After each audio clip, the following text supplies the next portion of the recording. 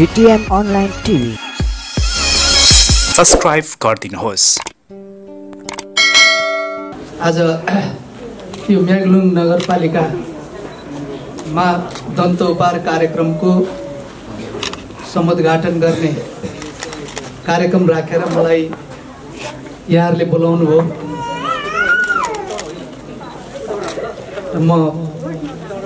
मलाई यहाँ आउने एउटा रहर पनि थियो, भेटघाट गर्ने यहाँ आउने रहर पनि थियो। यहाँहरूले बोलाउनु भयो, त्यो सद्भावको लागि हार्दिक यहाँहरूलाई धन्यवाद दिन चाहन्छु। अब यहाँ हाम्रा पत्रकार साथीहरू पनि हुनुहुन्छ, उहाँहरूले यी कार्यक्रमहरूको धेरै र व्यापक प्रचार प्रसार गरिरहनु भएको छ। उहाँहरूलाई पनि हार्दिक धन्यवाद दिन चाहन्छु, मर्यादा जाहेर गर्न चाहन्छु। र यहाँका स्थानीयवासीहरू मैले सुन्ने गर्थेँ, एकपटक मैले 2043 सालमा मैले सुनेको थिएँ, जनताले यहाँबाट जनपक्षी नेता चुनेर पठाउनुपर्छ भनेर जनताले व्यापक भोट हालेर पठाउनु भयो। त्यो तपाईँहरूभित्रकै कुरा हो, पठाउनु भयो। उहाँसँग मेरो भेटघाट त्यति बेलै हुन्थ्यो। अब अलि सक्रिय जीवन बिताएकै कारणले त्यो दिनदेखि त्योभन्दा पहिला लगभग 50-51 वर्ष भनौँ जीवन सक्रिय जीवन नै बिताएको हिसाबले आजको हाम्रो यो सभाको सभापति एवं हाम्रो मेयर साहब, उहाँसँग पनि मेरो पोखरामा भेटघाट भएर गफगाफ कुराकानी भएको मेरो प्रिय साथी हो, एकदम प्रिय साथी हुनुहुन्छ।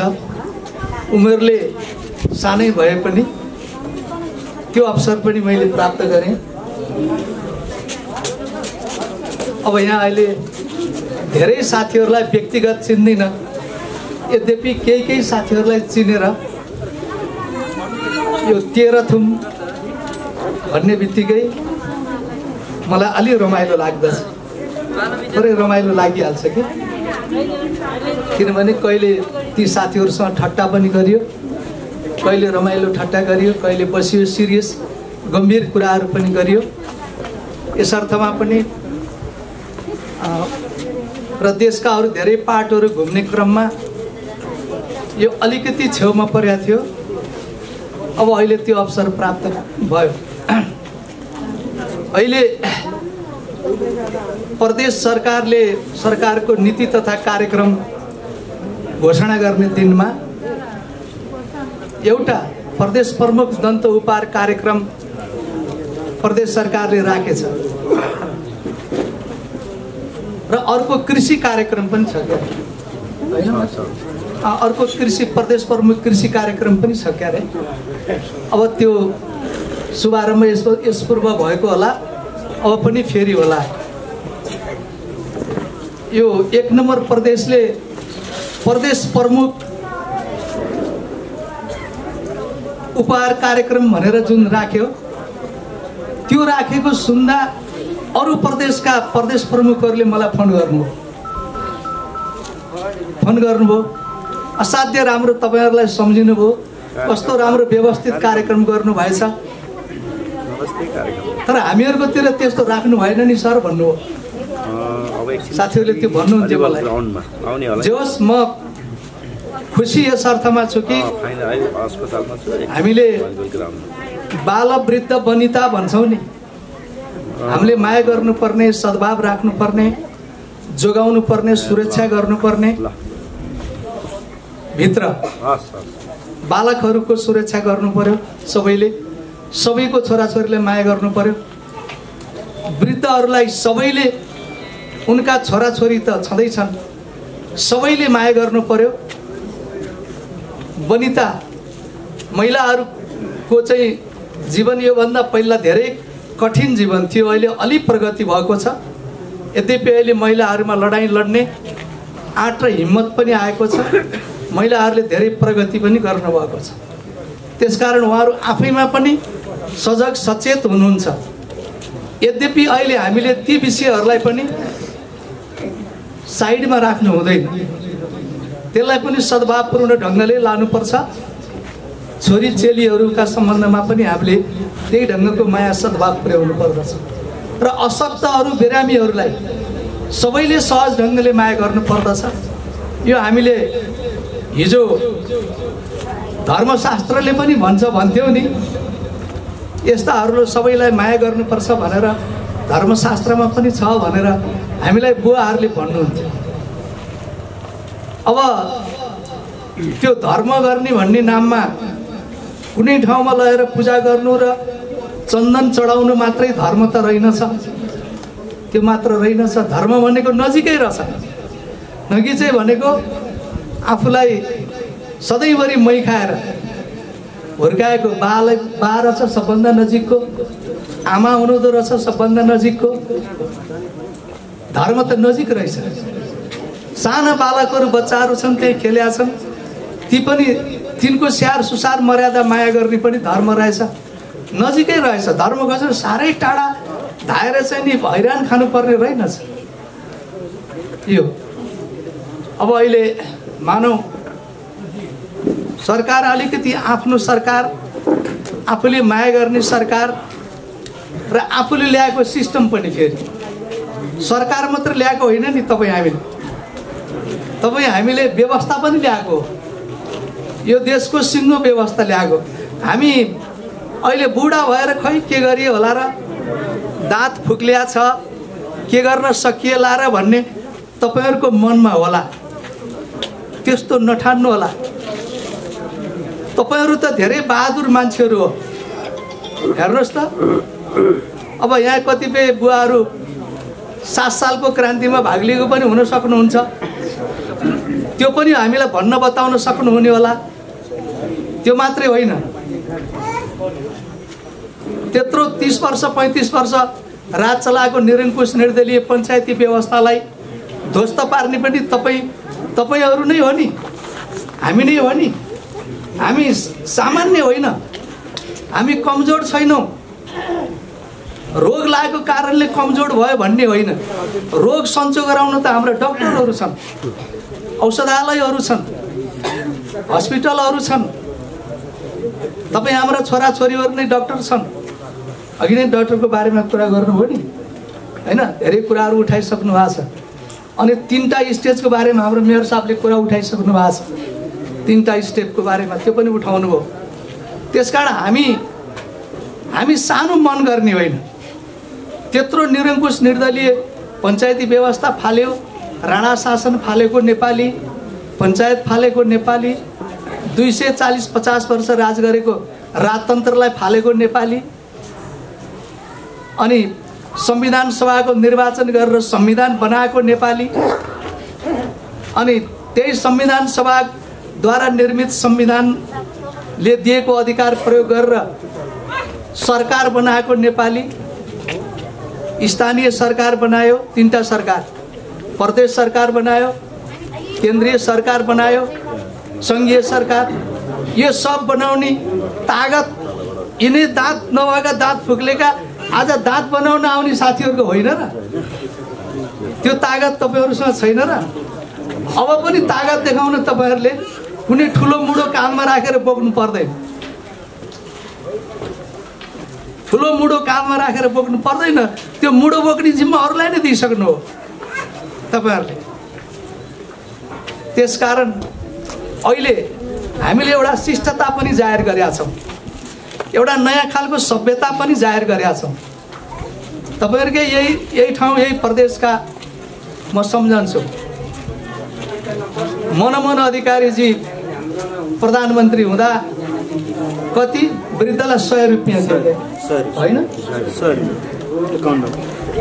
51 को सरकार हुँदाखेरि 70 वर्ष काटेका अथवा 60 वर्ष काटेकाहरूलाई 100 रुपियाँ भत्ता महिनाको दिने वृद्ध भत्ता भन्ने जुन निर्णय भयो नि, त्यतिखेर त्यो 100 रुपियाँले त लथालिङ्गै काम गरेको थियो।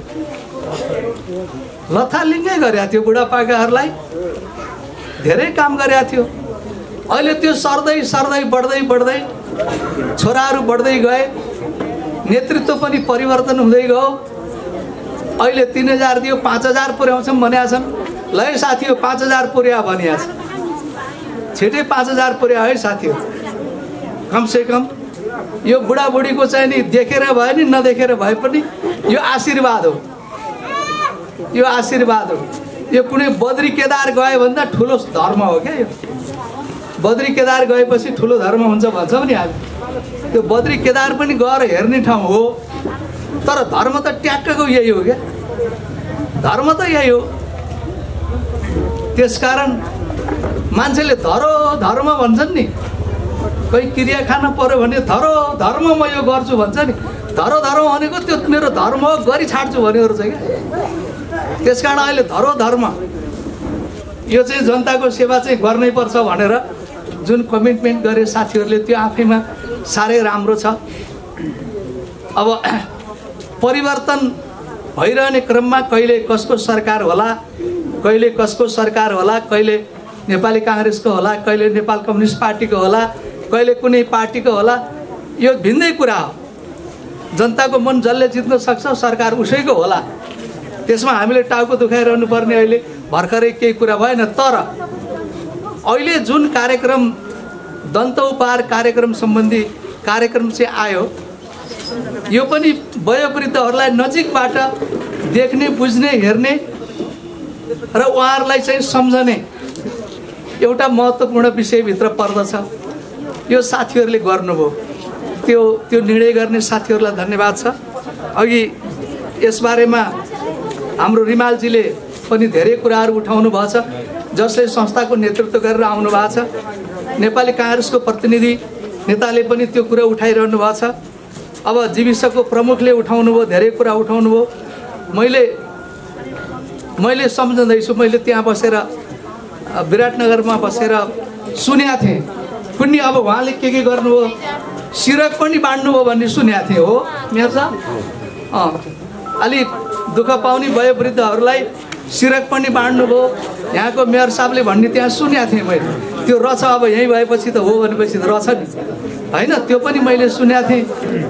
त्यसकारण अहिले जाडो भएको कुरालाई समेत पनि जनप्रतिनिधिले माया गरेर सिरक बाँड्न थाले। त्यो रमाइलो हो नि त हाम्रै जीवनमा। हामीले तपाईँ बुढापाका बाआमाहरूलाई मैले भनौँ एउटा कुरा भन्नु है, म त्यो जमानामा अलि पढे लेखेको केटै हुँ, अलिअलि पढेको थिएँ मैले।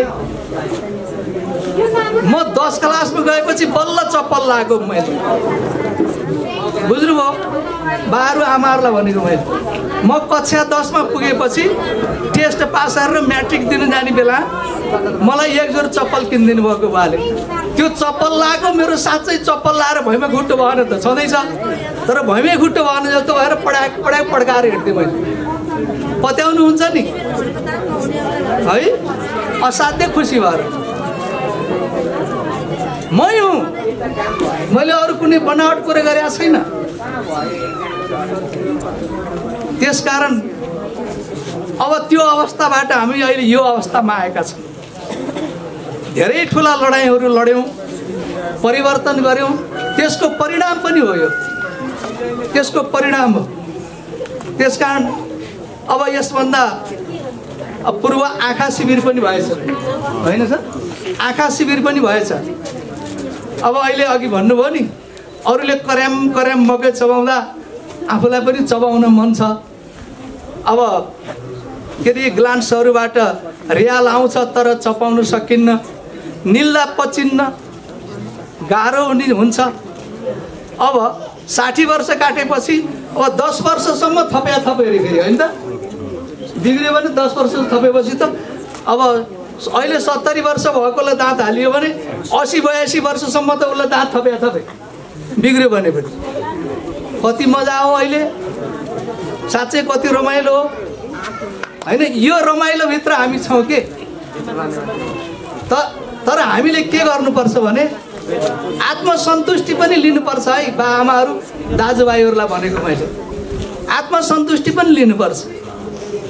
परिवर्तन त खोजिरहनुपर्छ, तर अलिकति आत्मसन्तुष्टि लिनुपर्छ। किनभने यो उमेर अनुसारको कुरा गरेको मैले। एउटा नयाँ युवक, नयाँ युवकले अहिले सन्तुष्ट हुन्छु भन्यो भने काम छैन, सन्तुष्टि होइन हैन। One step to another, he must have to go ahead हैन। ऊ अगाडि बढ्नै पर्छ, एनीवे एट एनी रेट बढ्नै पर्छ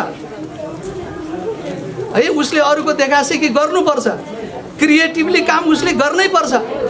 किनभने ऊ हाम्रो नाति हो, तेस्रो पुस्ताको मान्छे छ, दोस्रो पुस्ताको मान्छे छ, उसले गर्नै पर्छ।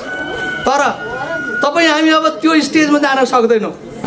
हामीले थुप्रै कुराहरू सन्तोष गरेर आराम लिने पनि हो, धेरै गरियो, आराम पनि लिन जान्नु पर्यो।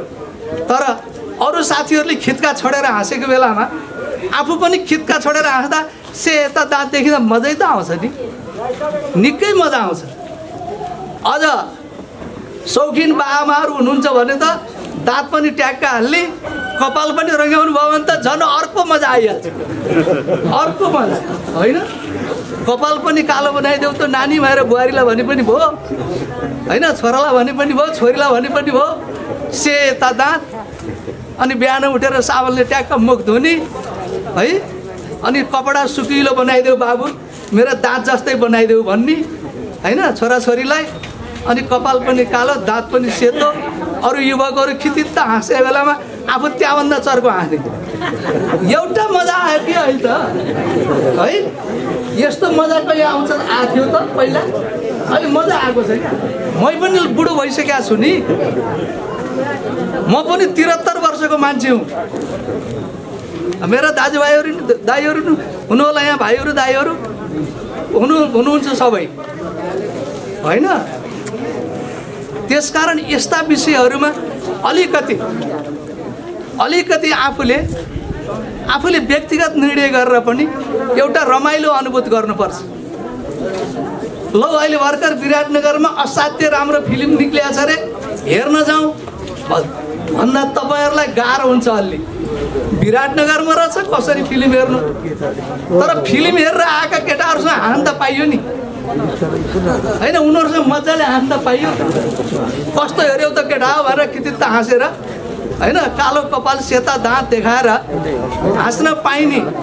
हामीलाई हँसाउने सरकार पनि आएछन् के, हाम्रा प्रतिनिधि पनि आएछन् हामीलाई हँसाउने भनेर। अब सबै कुरोमा सन्तुष्टि लिनुहोस् भन्ने होइन।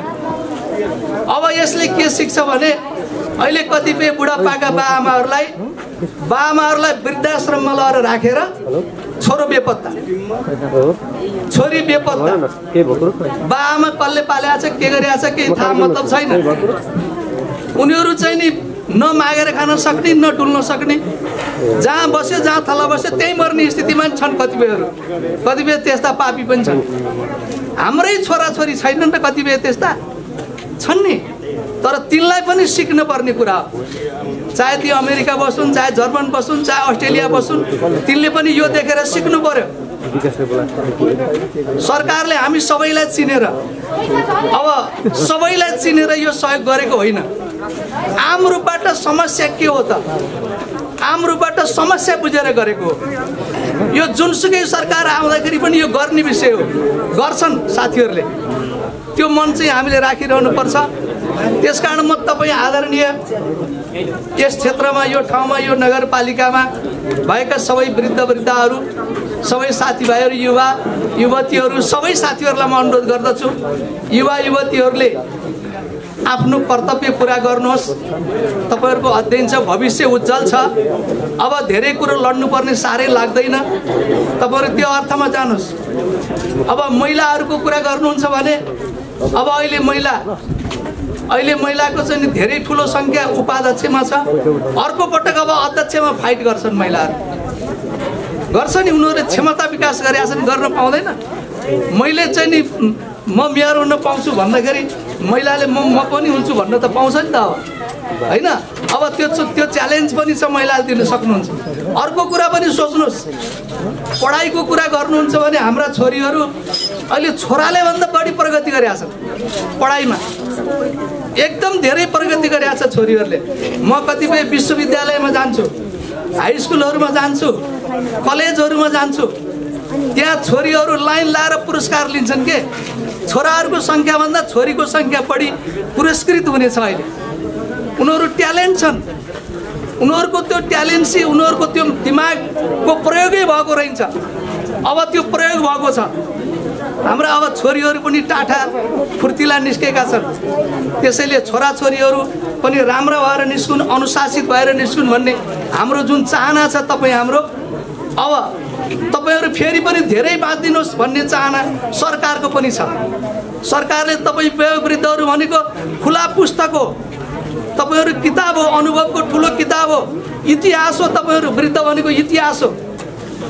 तपाईहरु जति बाँच्नुभयो जिउँदो इतिहास बताउनुहुन्छ, जति रहनुभयो जिउँदो इतिहास बताइदिनुहुन्छ, अरूलाई सचेत गराइदिनुहुन्छ, बसेर अर्थी बुद्धि दिनुहुन्छ, क्षमता विकास गर्नुहुन्छ, आशीर्वाद दिनुहुन्छ, धेरै कुरा गरिदिनुहुन्छ तपाईहरुले। त्यसकारण तपाईहरुलाई बचाइराख्नुपर्ने, तपाईहरुको मोरल बुस्ट अप गर्नुपर्ने र तपाईहरुलाई सकेसम्म आयु थप्नुपर्ने मानसिकताका साथ सरकारले पनि सोचिरहेको छ, त्यो विचार गरिरहेको छ। त्यसकारण सरकारले हामीलाई जुन ढङ्गले सोचिरहेको छ हामी पनि त्यही अर्थमा आफूलाई बुझौँ।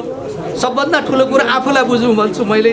हामी आफूले आफैलाई बुझौँ र हाम्रा प्रिय जनप्रतिनिधिहरू अहिले भन्नुभयो नि, हाम्रो जीविसको प्रमुखले भन्नुभयो नि, अहिले त गजब छ। अब घर घरै हिँड्छ नि, मेयर पनि घर घरै हिँड्नुहुन्छ, उपमेयर घर घरै हिँड्नुहुन्छ, वडा अध्यक्षहरू घर घरै हिँड्नुहुन्छ, सदस्यहरू घर घरै हिँड्नुहुन्छ, घर घरै हिँड्नुहुन्छ। दुईटा कुरा छ, एउटा तपाईहरुलाई भेटघाट गरेर समस्या बुझ्ने, अर्को कुरो आफूले लिएको जिम्मेवारी पूरा गर्ने। अर्को तेस्रो कुरा पनि छ, उनीहरूको जीवन त प्रतिस्पर्धी भइसक्यो। अब मेयर साहब, उपमेयर साहब, वडा अध्यक्ष, सदस्य सबैको होइन, तपाईहरुको जीवन त एकदम प्रतिस्पर्धी भइसक्यो। तपाईहरुको ब्लडै प्रतिस्पर्धी भइसकेको छ। कसरी अर्काले भन्दा मैले राम्रो गर्ने भन्ने छ नि उहाँहरूलाई। राम्रो गरेपछि भोट पनि पाइन्छ त राम्रो। यो साँच्चै कुरा मैले भने पनि साँच्चै हो, नभने पनि साँच्चै हो। राम्रो कुरो गरेपछि राम्रो भोट पाइन्छ। अनि घर घरै जाने, नमस्कार गर्ने, के भएछ बा भन्ने होइन, बाका खुट्टा छाम्ने, हात छाम्ने होइन, बा जुवा काट्नुहोस्, दारी काट्नुहोस्, राम्रो हुनुहुन्छ बुवा भन्ने होइन, दारी काटे बुवा कति चटक्क हुनुहुन्छ भन्ने, अनि दाँत हालेको बुवा दारी चट्ट काट्ने, कपाल कालो भएपछि झन् राम्रो हुनुहुन्छ भन्ने, यस्ता धेरै कुरा अब घर घरै समस्या बुझ्दै हिँड्नुहुन्छ। यो पनि हाम्रो लागि मजा छ के, हामीले भोट हालेका मान्छे घर घरै हिँड्नुहुन्छ। अरू पार्टीका मान्छे पनि हिँड्छन्, अरू पार्टीका साथीहरू पनि घर घरै हिँड्छ, किनभने भोलि प्रतिस्पर्धा गर्नु छ। हेर्नुहोस् त अहिले सिस्टम त बडा आनन्द त लिने कुरा रहेछ क्या। आनन्द जसले लियो उसैको, लिन नसक्नेको आनन्दै छैन। तपाईँ जस्तो ठाउँमा बस्नुहोस्, आनन्द लिन सक्नुभयो भने तपाईँलाई आनन्द छ। तपाईँलाई ठुलो बिल्डिङको उपल्लो तलामा भयङ्कर चाहिँ नि दिनको 7 चोटि पूजा गरेर राख्ने भने पनि आनन्द मन छैन भने तपाईँ दुःख पाउनुहुन्छ। पूजा गरेर बस्यो दुःख पाउनुहुन्छ तपाईँले। त्यसकारण सबभन्दा ठुलो कुरो तपाईँले ती सबै कुरालाई हेरेर आनन्द लिनु पर्यो। यो परिवर्तनलाई देखेर आनन्द लिनु पर्यो। हेर्नुहोस् त बाटा कस्ता बन्दैछन्। अहिले म यो निर्माणाधीन बाटोबाटै आएँ, म अप्ठ्यारो गर्दै आएँ। अब 1-8 वर्षपछि महोदय बनिसक्छ, आनन्दले कम्फर्टेबल भएर बन्नु सक्छ। अब यहाँका मानिसहरू बाटो बन्यो, अब स्वास्थ्य राम्रो भयो, छोराछोरी पढाउन पाइयो भने होइन, बाटोघाटो राम्रो हुने, स्वास्थ्य राम्रो हुने, अनि बच्चा बच्चीलाई पढाउन पाउने भएपछि अब यहाँको चाहिँ परिस्थिति ठुलो हुँदैन, अगाडि बढ्दैन, प्रगति हुँदैन, सब धेरै कुरो हुन्छ। टाढाको कुरो नजिक हुन्छ, टाढा भएको कुरो नजिक हुन्छ, टाढाका इष्टमित्र नजिक हुन्छ, टाढाको भेटघाट नजिक हुन्छ। सबैले सबैको लागि पहिचान गर्छन्, सबैले सबैको लागि बुझ्छन्। DTM Online TV सब्स्क्राइब गरिदिनुहोस्।